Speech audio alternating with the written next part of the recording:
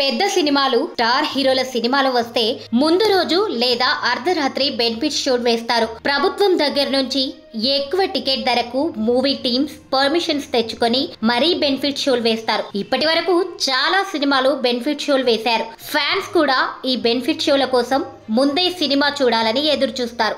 తాజాగా పుష్ప 2 సినిమాకి కూడా బెనిఫిట్ షోలు వేశారు. అయితే హైదరాబాద్ సంధ్యా థియేటర్ లో డిసెంబర్ 4న పుష్ప 2 బెనిఫిట్ షోకు ఎలాంటి సమాచారం పోలీసులకు ఇవ్వకుండానే అల్లు అర్జున్ రావడంతో భారీగా అభిమానులు వచ్చి తొక్కిసలాట జరిగింది. ఈ క్రమంలోనే ఓ మహిళ మృతి చెందగా ఆ మహిళ కుమారుడు ప్రస్తుతం హాస్పిటల్లో చికిత్స పొందుతున్నాడు. ఈ ఘటన సంచలనంగా మారింది. దీనిపై ఇప్పటికే అల్లు అర్జున్ టీం పై సంధ్యా థియేటర్స్ పై పలు కేసులు నమోదయ్యాయి.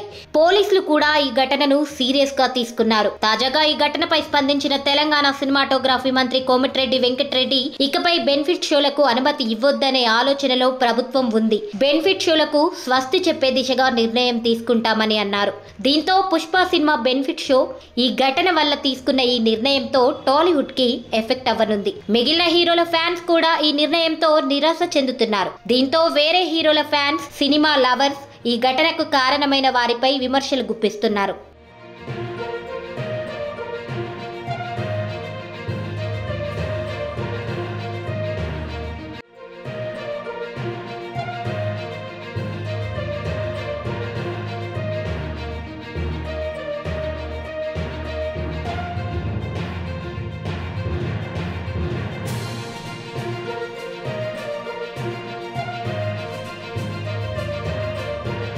పెద్ద సినిమాలు స్టార్ హీరోల సినిమాలు వస్తే ముందు రోజు లేదా అర్ధరాత్రి బెనిఫిట్ షో వేస్తారు. ప్రభుత్వం దగ్గర నుంచి ఎక్కువ టికెట్ ధరకు మూవీ టీమ్స్ పర్మిషన్స్ తెచ్చుకొని మరీ బెనిఫిట్ షోలు వేస్తారు. ఇప్పటి వరకు చాలా సినిమాలు బెనిఫిట్ షోలు వేశారు. ఫ్యాన్స్ కూడా ఈ బెనిఫిట్ షోల కోసం ముందే సినిమా చూడాలని ఎదురు చూస్తారు.